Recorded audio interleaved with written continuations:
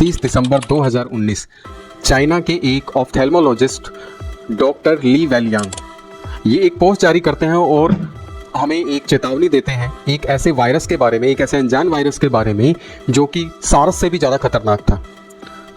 अब Chinese government इनकी इस पोस्ट को लेकर इनके ऊपर अफवाह फैलाने का एक जुर्म लगाकर और इनके ऊपर एक मुकदमा दायर कर देती है और इस मुकदमे के कारण जो है उन्हें कानूनी कार्रवाई का सामना करना पड़ता है। पर यहाँ उनकी आवाज़ को दबाने की कोशिश हो रही थी। चेतावनी के कुछ टाइम बाद डॉक्टर ली वेलियांग की मौत हो जाती है इसी वायरस के कारण। तो आइए आज हम एक ऐसे वायरस की बात करेंगे जिसने पूरे विश्व को हिलाकर रख दिया। करेंगे कोरोना वायरस को लेकर और इससे बनी वैक्सीन जिससे कि हम इससे कैसे बच सकते हैं। तो आइए आज हम बात करेंगे कोरोना वायरस को लेकर और इसके ट्रीटमेंट में जो वैक्सीन बनाई गई, इसको क्योर करने के लिए जो वैक्सीन बनाई गई, उनके क्या साइड इफेक्ट रहते हैं, क्या यह महज एक अफवाह है, तो इनको आज हम अच्छे से समझेंगे। ली की पोस्ट के बाद जब चाइनीज गवर्नमेंट ने उनकी आवाज़ दबाने की कोशिश की तो यहाँ चाइनीज गवर्नमेंट के इस काम के कारण बहुत से लोगों को जो है अपनी जान से हाथ धोना पड़ा। डॉक्टर ली की इस चेतावनी को उन्होंने नजरअंदाज किया और इसी के कारण जो है पूरे विश्व को इसका हर्जाना भुगतना पड़ा।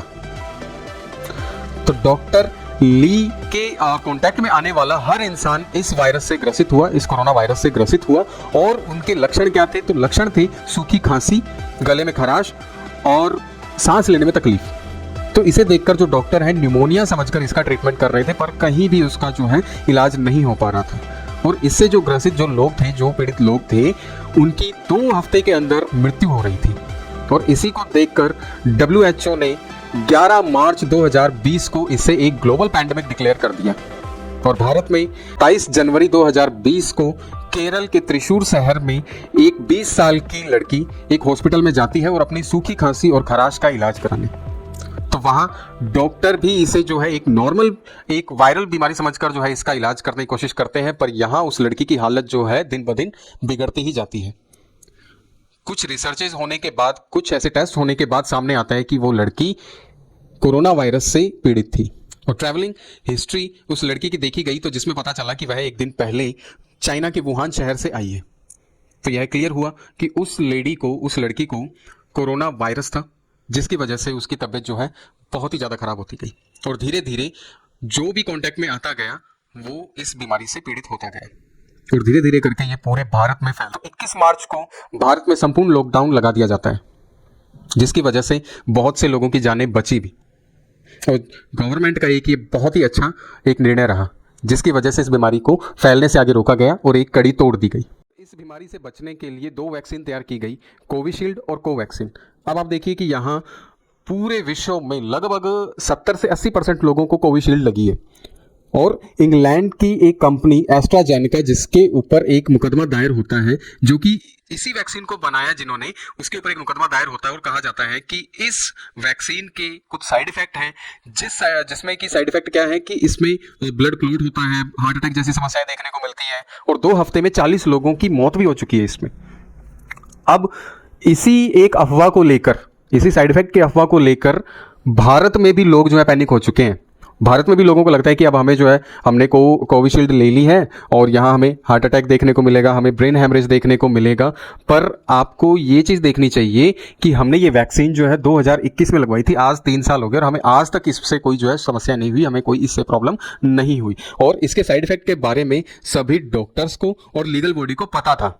और भारत में इस वैक्सीन को बनाने वाली कंपनी, पुणे की कंपनी सीरम इंस्टीट्यूट के ऊपर भी कुछ लोगों ने जो है मुकदमा कर दिया कि भाई ये जो है हमें मारना चाहते हैं, इससे बहुत से ऐसे साइड इफेक्ट होते हैं जिनके बारे में हमें बताया ही नहीं गया, हमें तो बस यूं पकड़ पकड़ के लगा दी गई है वैक्सीन।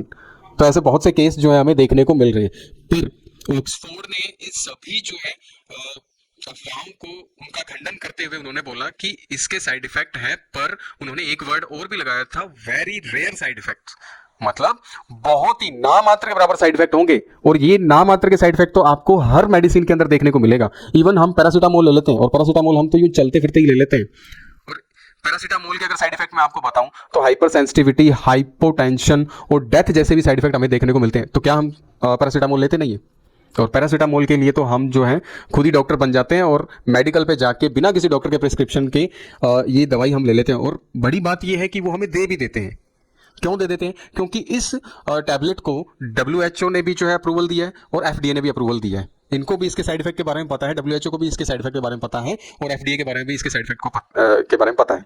तो अब आप देखिए कि अब आप खुद अंदाजा लगाइए कि इसके साइड इफेक्ट कितने हो सकते हैं या कितने हुए हैं। भारत में अगर मान लीजिए कुछ लोग ऐसे जिनको हार्ट अटैक की समस्या हुई भी है, तो वो कोई और कारण है, ये नहीं है कि उनको वैक्सीन लगा दी तो अब सब मरेंगे, ऐसा कुछ नहीं है। इतना पैनिक होने की जरूरत नहीं है, ऐसा कुछ भी नहीं है। अगर इसके साइड इफेक्ट अगर हैं भी, तो अब आप देखिए कि 10 लाख में से 10 लोगों को होगा, साइड इफेक्ट होगा। इट मीन्स कि 1 लाख लोगों में सिर्फ एक आदमी को जो है साइड इफेक्ट देखने को मिलेगा, पर उसमें भी वो मर जाएगा, इसके चांसेस उतने ही कम है।